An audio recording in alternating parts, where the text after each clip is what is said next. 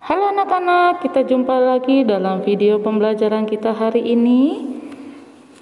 Baik, kita masuk dalam buku tematik 3G, tetap di tematik 3G ya, tapi kita sudah masuk dalam subtema 4, perkembangan teknologi transportasi. Nah, kita masuk dalam pembelajaran 1 sampai pembelajaran kedua. Nah, kita akan mulai dari halaman 131. Mari anak-anak sambil mendengarkan video ini sambil membuka buku tematik 3G halaman 131. Baik, di halaman 131 ada sebuah cerita yang berjudul Menjenguk Paman. Nah, di sini ceritanya ayah dan ibu mengajak Cika untuk mengunjungi paman di Bandung. Ayah mendapat kabar bahwa paman mengalami kecelakaan dan mereka berangkat menggunakan bus menuju Bandung. Nah, menurut ayah mereka harus berangkat pagi-pagi agar tidak terjebak macet di jalan.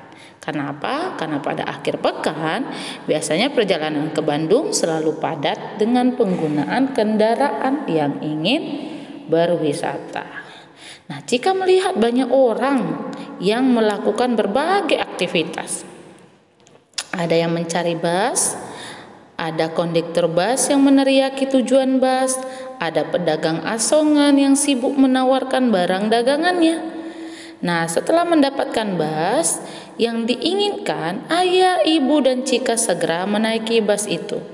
Mereka duduk di bangku yang berdekatan. Cika memilih untuk duduk di dekat jendela agar dapat melihat pemandangan. Nah, kita akan menjawab halaman 132. Ada ayo jawab. Nah, ini dia ya. Yang pertama, siapa yang akan dikunjungi oleh Cika dan kedua orang tuanya? Yang pertama jawabannya pamannya atau paman Cika. Yang kedua, ke kota apakah Cika akan pergi? Bandung. Nah, nomor 3, mengapa Cika dan orang tuanya harus berangkat pagi-pagi sekali agar tidak terjebak macet di jalan? Nomor 4, di mana Cika dan orang tuanya naik bus? Di terminal. Dan nomor terakhir, pekerjaan apa saja yang Cika dapat lihat selama di terminal? Ada konduktor bus, pedagang asongan, dan ada juga orang yang mencari bus. Ini untuk jawaban halaman 132. Baik. Nah, di halaman 132 itu kita akan mendengarkan cerita tentang perkembangan transportasi. Nah, anak-anak ingat perkembangan transportasi di Indonesia itu yaitu pertama darat, laut, udara, dan kereta api.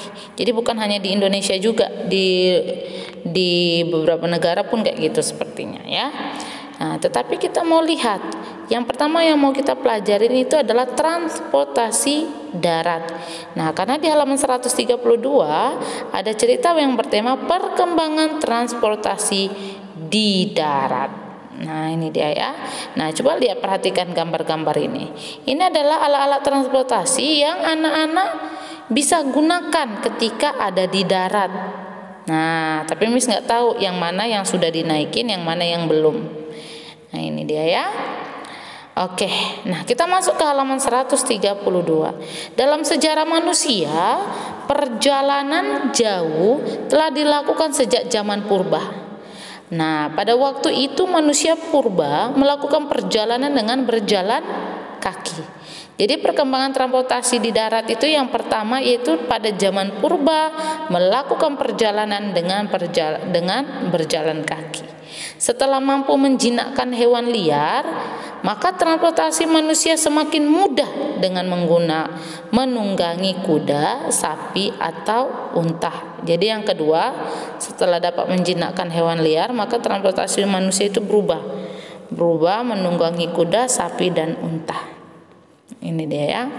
Dan lalu perkembangan transportasi itu menggunakan alat itu mulai berkembang dengan adanya penemuan roda. Jadi sudah menjinakkan hewan, berkembang lagi dengan ditemukannya roda, sehingga manusia lebih gampang memindahkan barang dan manusia membuat gerobak yang ditarik oleh hewan.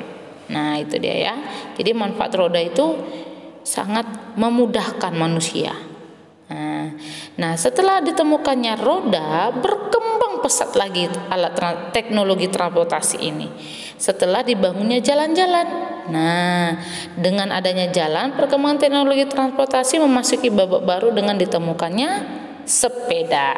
Nah, jadi naik tingkatannya.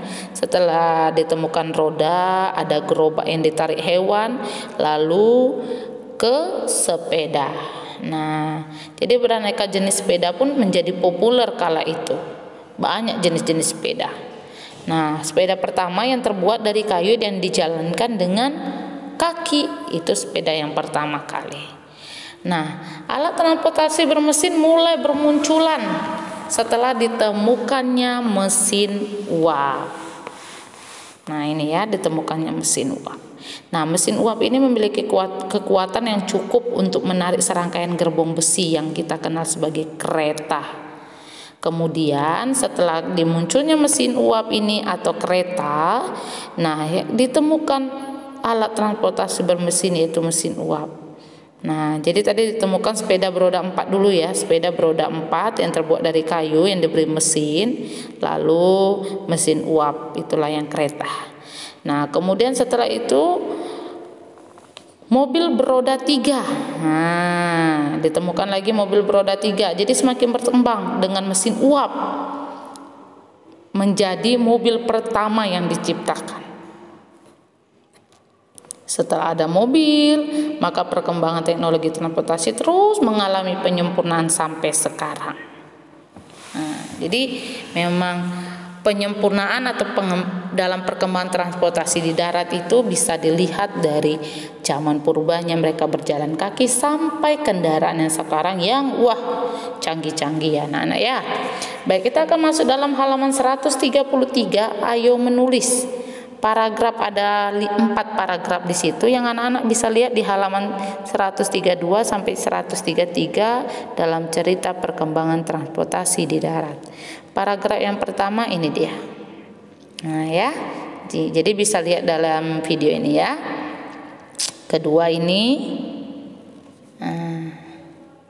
isinya ya, isi dari paragraf dia cerita tentang ini. Paragraf 3 dan paragraf 4 tentang ini. Oke, jadi anak-anak bisa melihat bahwa inilah isi dari setiap paragraf yang ada dalam cerita perkembangan transportasi di darat di halaman 133 sampai 132 sampai 133. Oke, nah ayo menulis ini adalah ada di halaman 133. Baik, kita lanjut ke 134. Kita akan mengamati dan memberi nomor sesuai perkembangan yang tadi sudah Miss jelaskan. Nah, pasti otomatis yang pertama itu kan berjalan kaki. Nah, ini di halaman 104. Sehingga berjalan kaki. Lalu yang pertama kuda dulu, kuda menunggangi kuda. Lalu yang kedua sudah ada bantuannya dengan ditemukannya yang kedua tadi enggak, yang kedua yang ini yang di samping kuda, depannya kuda yang kedua ya. Yang sampingnya kuda itu sepeda transportasi ya, sepeda. Baru yang keempat itu, nah ya betul ini roda 2 belum, roda 3 ini. Oke ya, Coba dilihat. Nah, jadi ini udah jelas ya, dari kuda, lalu nomor 2 yang mengangkut barang dengan memanfaatkan roda, baru sudah ada jalan, baru ada sepeda, yang ini masih menggunakan kaki, lalu roda 3, itu nomor 5 ya. Oke, nah setelah ini kita akan masuk di halaman 134-nya, tapi sebelum itu kita lihat ada latihan soal yang dari Miss. Nah, beri nama transportasi ini hanya nanti akan Miss tanyakan lagi di Zoom, tapi ini kita akan bahas juga di sini ya. Nah, jadi dengan pilihannya ada di bawah. Di bawah ini ya. Nah, pesawat terbang, ini namanya andong, ini yang namanya sepeda, ini bajai, ini kapal pesiar, mobil, kereta api, dan kapal selam. Nah, itu dia ya, nama-nama alat transportasi. Oke, kita masuk ke halaman 134 tetap, tapi di ayo berlatih. Nah, pilih dari 5 ini untuk masukkan ke bawah dalam pernyataan sehingga melengkapi pernyataan di bawah. Nomor 1, keberadaan alat transportasi titik-titik manusia melakukan perjalanan. Halaman 134 ya, memudahkan. Nomor 2, penemuan titik-titik mengawali perkembangan alat transportasi, roda. Nomor 3, gerobak merupakan kendaraan pertama yang menggunakan roda. Nomor 4, kendaraan bermesin pertama itu menggunakan mesin uap. Yang kelima, sepeda motor bermesin muncul setelah mobil beroda 3 ditemukan. Nah, itu oke. Perkembangan teknologi transportasi berlangsung begitu pesat. Kita dapat menyaksikan dengan semakin banyaknya jenis kendaraan bermotor di jalan raya. Mobil dan motor merupakan 2 jenis kendaraan yang paling banyak berlalu lalang di jalan. Jadi kalau anak-anak sedang di luar atau sedang di jalan, coba perhatikan alat transportasi di samping, di perjalanan, di samping kiri kanan. Lihat, banyak kan jenis-jenis mobil, motor. Itu menunjukkan perkembangan teknologi yang luar biasa. Nah, di halaman 135 ada cara membuat mobil-mobilan, tetapi ini hanya anak-anak lihat untuk bagaimana cara membuat alat dan bahan. Itu dia ya. Jadi kita belum ada tugas untuk merancang atau membuat mobil-mobilan. Oke, kita masuk ke halaman 136. Nah, di halaman 136 di sini kita akan menghitung keliling. Nah, kalau yang kemarin kita menghitung keliling itu dengan menggunakan kotak-kotak atau kita juga menggunakan dengan korek api. Nah, untuk di subtema 4 kita akan menghitung keliling dengan rumus keliling pada bangun tersebut. Nah, ini ada contoh, ada persegi panjang. Nah, jadi rumus keliling persegi panjang itu adalah 2 kali dalam kurung panjang tambah lebar, itu ya. Kenapa sih Miss kok bisa rumusnya seperti ini? Nah, anak-anak bisa baca di halaman 136. Karena ada 4 sisi A, B, C, D. Itu adalah sebuah persegi panjang. Sisi A, B, dan C, D itu dinamakan panjang. Sisi BC sama sisi AD itu dinamakan lebar. Jadi dia cuma ada 4. Nah, dijumlahkan semua sisi-sisinya kan, kemarin kita belajar kan. Nah, sehingga panjang itu kan ada 2, lebar ada 2. Jadi 2 kali panjang tambah 2 kali lebar, sehingga 2 kali dalam kurung panjang tambah lebar. Itu rumus kelilingnya.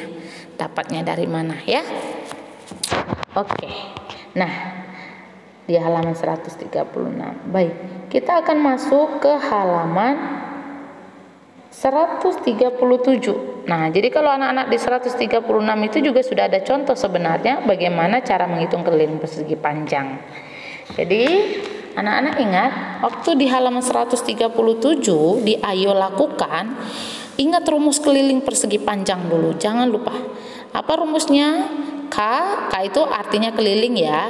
K sama dengan 2 kali panjang tambah lebar.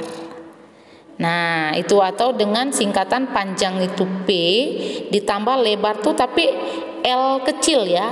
Kalau bisa L tegak bersambung, jangan L kapital. Kalau L kapital itu artinya luas.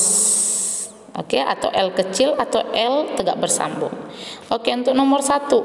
Berapa panjang? Panjangnya 4, lebarnya 2. Sehingga 4 tambah 2 itu adalah 6. 6 kali 2 itu 12. Nah, itu dia ya, 12 cm. Jangan lupa sentimeter. Oke, lanjut kita ke nomor 2. Nah, berapa? 3 ditambah 5 dikali 2. Nah, panjangnya ya. Ingat, P itu panjang, L kecil itu lebar. Nah, hasilnya 2 kali 15, 30 gitu. Oke, begitu juga nomor 3.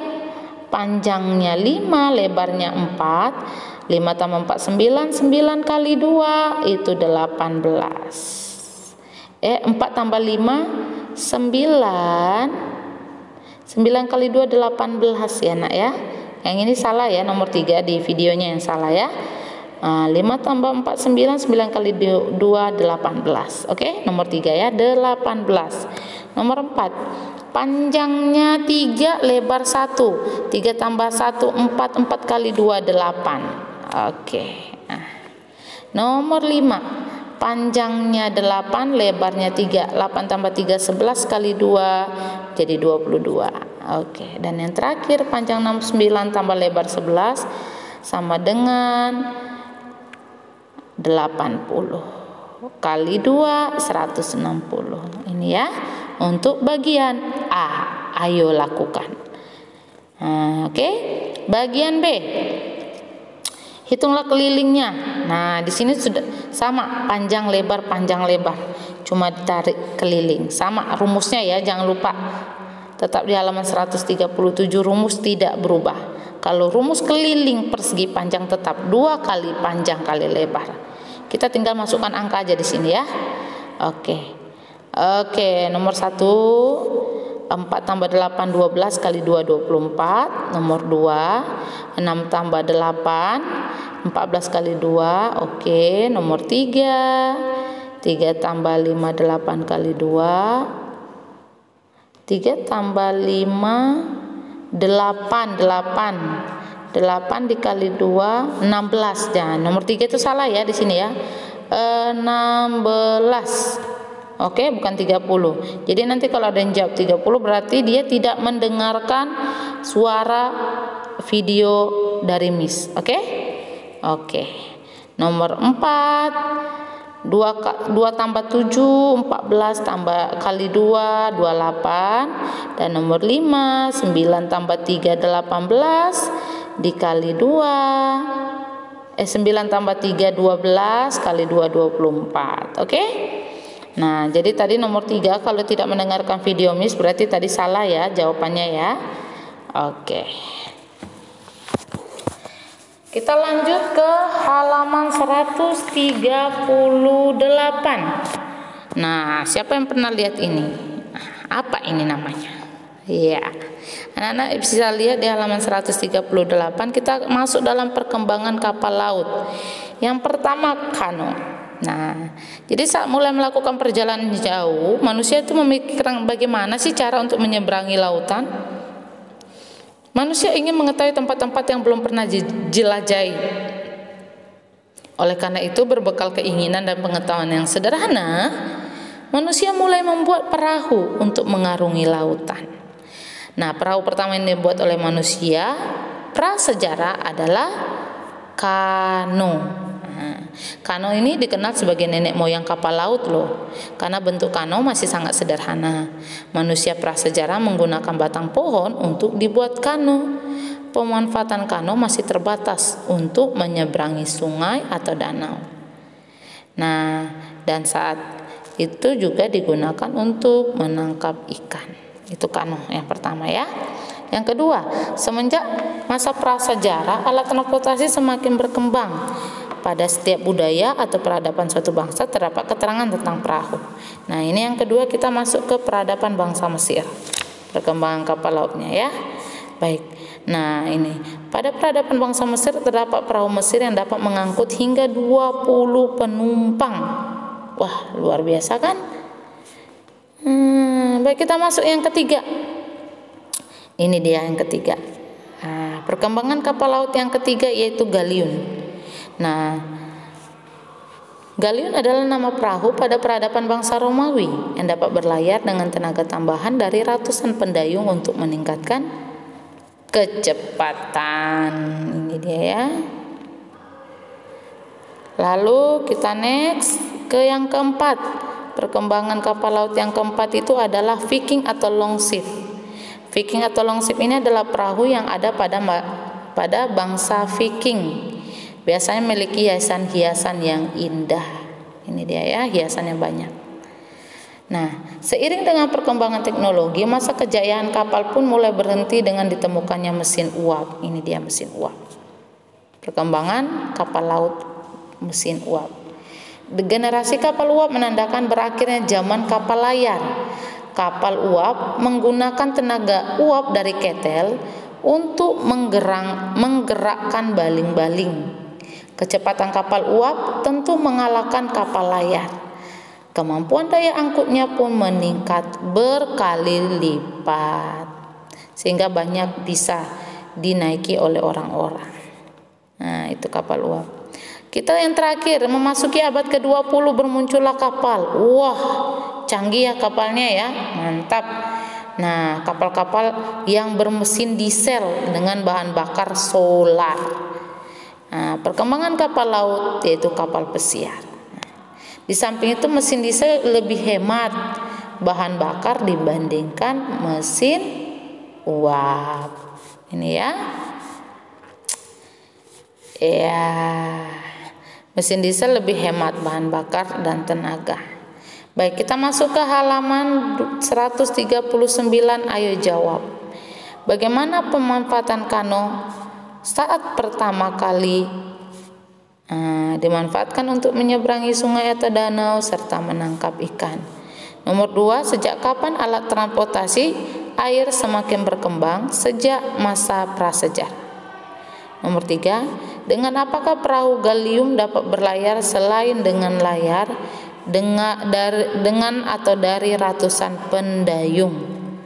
Nomor 4, bagaimana cara kapal bermesin uap dapat berlayar menggunakan tenaga uap dari ketel untuk menggerakkan baling-baling? Dan nomor 5, jelaskan kelebihan mesin diesel dibandingkan mesin uap di kapal. Lebih baik dalam hal tenaga dan lebih hemat. Itu untuk halaman 139 ya. Baik, kita akan masuk dalam paragraf. Ada 4. Nah, ada 4 yang anak-anak bisa lihat di videonya ya. Silakan ditulis di bukunya masing-masing. Nah, ini dia ya. Oke, ada dari paragraf 1, 2, 3, dan 4. Ini ada di halaman 140. Oke, baik. Nah, para pelaut, sambil anak-anak menulis ini, Miss sambil melanjutkan. Para pelaut tidak hanya mahir mengemudikan kapal, mereka juga harus mahir berenang. Biasanya para pelaut telah berlatih berenang sejak mereka kecil. Mereka berlatih berenang di pantai hingga laut lepas. Namun, berlatih berenang seperti itu berbahaya bagi kita loh yang baru belajar berenang apalagi ya. Oleh karena itu kita cukup berlatih di kolam renang saja. Lalu apa sih yang dimaksud dengan kolam berenang? Nah, kolam renang. Kolam renang itu merupakan tempat yang dikunjungi oleh banyak orang. Petugas kolam berusaha untuk membuat pengunjung merasa nyaman dengan menjaga kebersihan kolam renang. Lumut dan daun kering disingkirkan. Air kolam juga diberi pembersih dan anti kuman untuk membasmi kuman penyakit. Namun kita sendiri harus menjaga kesehatan kita. Setelah berenang hendaknya kita melakukan beberapa hal. Yang pertama, mandi setelah berenang untuk membersihkan diri. Bilas tubuh dengan air dan keramas rambut dan sabuni seluruh tubuh. Bilas tubuh hingga benar-benar bersih untuk menghilangi kotoran yang tidak nampak di mata dan zat anti kuman yang tidak lagi menempel di kulit. Nah, itu. Nah, bila kita tidak mandi setelah berenang, tubuh juga akan mengalami gejala atau mengalami hal-hal sebagai berikut ya. Kalau tidak mandi setelah berenang, tubuh dapat terserang penyakit gatal, kulit dan rambut menjadi kering dan kusam, dapat terkena penyakit kulit, tubuh menjadi berbau zat anti kuman dari kolam berenang. Ini dia ya. Nah, bagaimana kita menjaga kebersihan? Yaitu dengan melakukannya dengan tidak meludah atau makan di tepi kolam. Nah, menjaga keselamatan itu akan terwujud bila kita lakukan bersama-sama anak-anak. Jadi di kolam renang itu kan banyak sekali pengunjung yang datang nih. Semua ingin merasakan keriangan, kesenangan di dalam kolam. Mau itu orang tua, anak-anak, laki-laki, perempuan, tua, muda, siapa saja akan merasa senang di kolam renang. Semua pengunjung yang datang itu harus bersama-sama mematuhi peraturan. Dengan mematuhi peraturan, semua pengunjung akan aman dan selamat. Nah, semua pengunjung juga saling menjaga keselamatan bersama. Salah satunya dengan tidak meludah dan makan di kolam. Karena apa? Karena ludah dan sisa makanan itu dapat membuat lantai licin. Seseorang dapat terjerembab ke lantai atau tercebur ke kolam. Saling menjaga keselamatan itu akan terwujud jika kita lakukan dengan bersama-sama. Meskipun tidak kenal, tapi kita harus saling bekerja sama untuk menjaga keselamatan bersama. Segala perbedaan bukanlah masalah ya. Demi kepentingan bersama, kita harus bersatu dan bekerja sama. Oke, anak-anak tinggal tulis checklist di halaman 142 ya. Bagaimana sikapmu di checklist? Ada 4 soal. Oke? Oke, baik. Kita akan video kita sampai di sini. Kita akan berjumpa dengan video selanjutnya. Dan kita akan jumpa di Zoom. Oke? Bye-bye.